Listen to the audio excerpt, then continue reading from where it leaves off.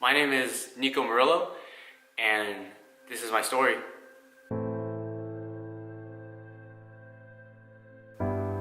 So, little background about me. I have a younger brother, older sister, and I have a father and a mother. So thankfully grateful for all the people in my family. And so grew up in a big family, a family of 6. And yeah, grew up in Hercules Elementary, went to school there, and met people that I still talk to this day.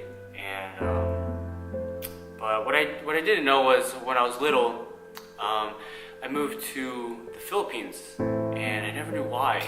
I remember being at the airport and my mom just dropping me off at the airport, and I never knew why we went over there, but went to the Philippines, and my mom actually left me and my little brother there, and she left us there for so long that I didn't know who my older brother and my older sister were when they came back. I was there for a relatively short period of time, and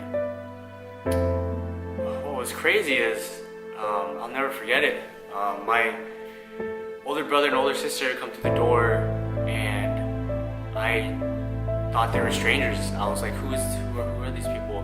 But my mom and dad didn't have enough financial support to, keep me and my little brother in the United States. So she had to drop us off in the Philippines with my grandma, and we were there for a couple years, and then we went back to the United States, and then everything was okay. I mean, we were always moving from house to house, apartment to apartment. Never really had like a set home, But then fast forward to, I would say, about 6th grade.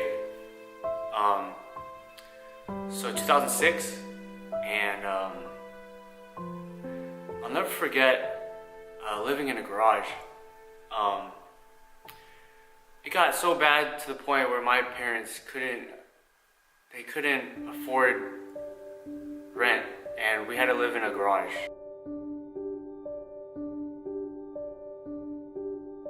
And that was really tough because you're just like, you're wondering why you're living there, and there's nothing you can do, as a 12-year-old kid. And I slept on the concrete pavement, washed dishes in the bathroom sink, where we used the bathroom, and slept in sleeping bags on top of each other.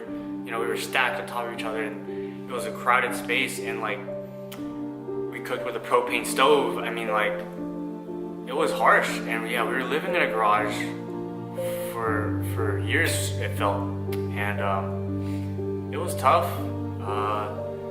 Cold December, and then I reverted to skateboarding. I found skateboarding as a sport. I use it as a release from tension from the home. My mom and dad would always fight. It got so bad to a point where my dad actually hit my mom so hard that my mom was bleeding.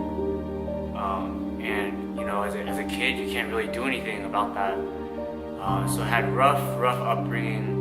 So living in a garage, parents got divorced, separation, and then I turned to skateboarding, man, graffiti. I was a horrible kid, man. But then things started to look up, man. My parents got back together. We were like, okay, cool, we're all good. And then we lived in a house in Rodeo, California. And then what happened was, I came home one night and asked my dad why the lights wouldn't turn on, and I was like, Dad, I gotta do my homework. I have to study for my Algebra 2 test. Come on, turn on the lights. And he just didn't answer me, and I was like, okay. So I went back to school, met with friends, and then it's all good. Like, all alright, cool, just forget about it, just come home, the lights will be on again. And then I came home and I tried to turn on the light again, and yeah, the lights wouldn't turn on for 3 months, man. 3 months we lived without electricity, and 3 months we didn't have hot water.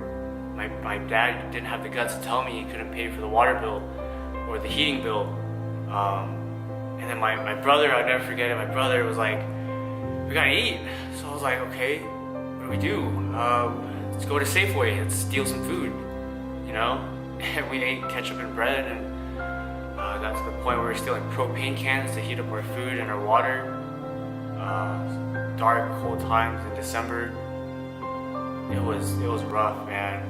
And and I was about 13, 14 years old. So I was about in middle school, and living in like that just makes me think like I never want to be in that position, But so go to school, you come home and you deal with that, and then you're just like, why the hell am I poor? Why me? And you start to look for blame for others, but you know what? It happened to me, okay? So lights couldn't turn on, and we just continue life as it is. We were desperate, man, and it was hard, living like that. Then I got so frustrated to the point where I was like, I have to find a way to make money. I cannot live like this. I cannot stay in this position where we're always poor. We live in a garage, we live with no electricity, we live without hot water.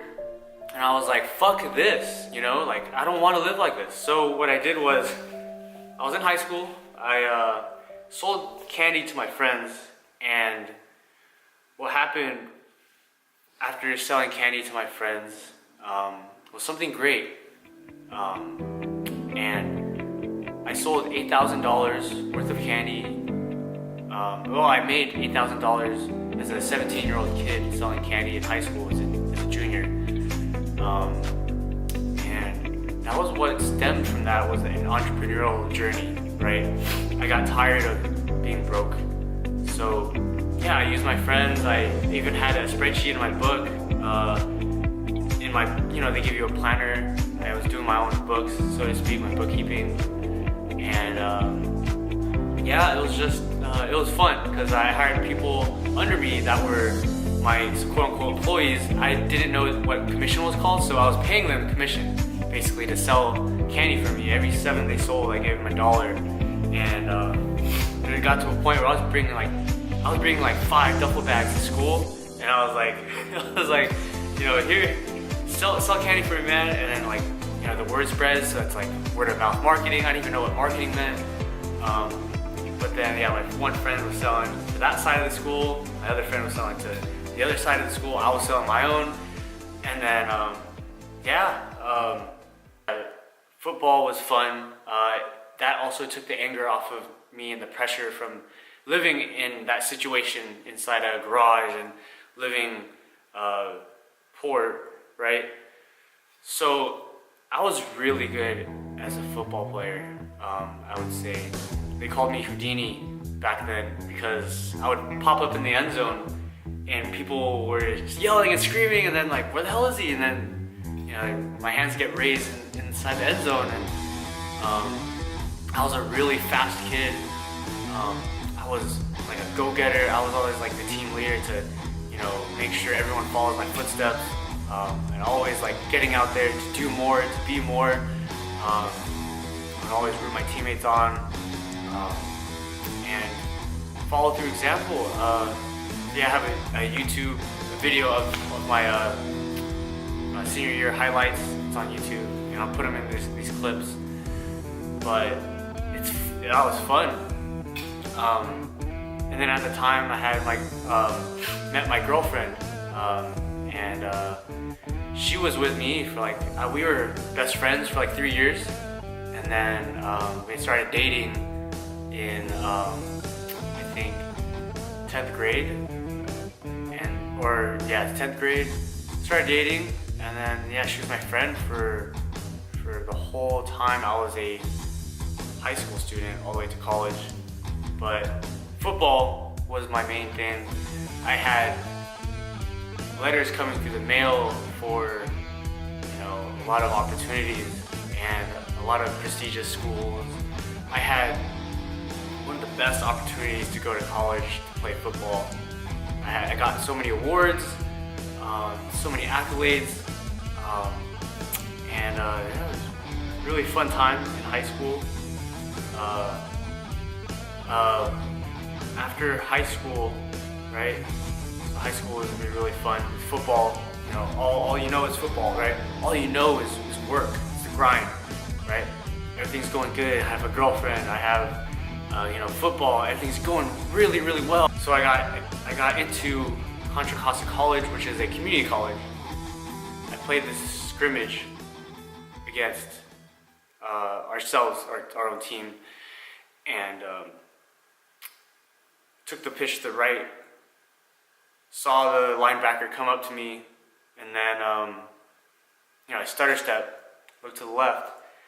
The moment I look left, there's a lineman that falls right on my ankle. Bam, my life clicks in 2 seconds.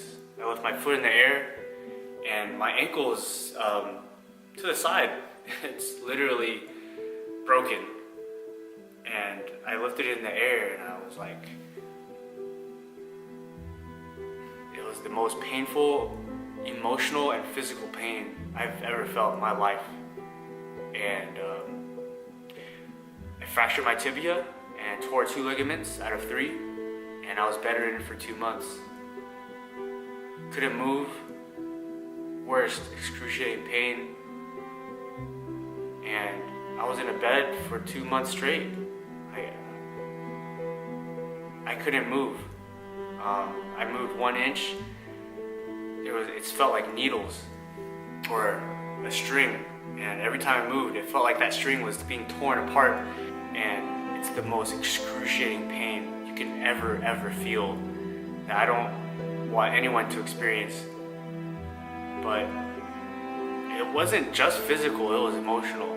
It was depression, right? It was like, I can't move, I can't do anything. There's no more that I can do than just sit in a bed when all you know is football, all you know is work, right? All this grind, and then when all that stops to a halt and you're stuck in a bed for 2 months, it hurt me. It really did, and it's something that is a part of me now. I have 6 screws in a plate on my ankle to this day, and I got to deal with it. Yeah, that's pretty much what happened. And then after college, started a business, a meal prep business, and in the midst of that, started something great.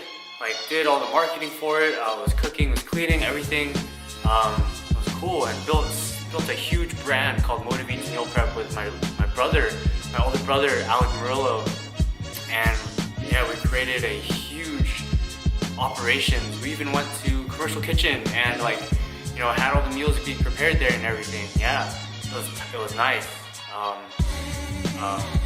That's my story, man. And thank you guys for watching. I know it's a long one, but I've come a long way.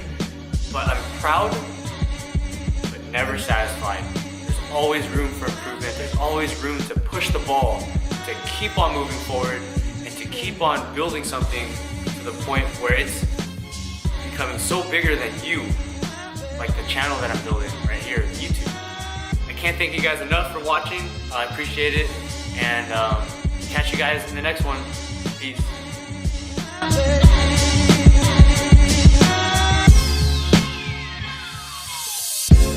So I thought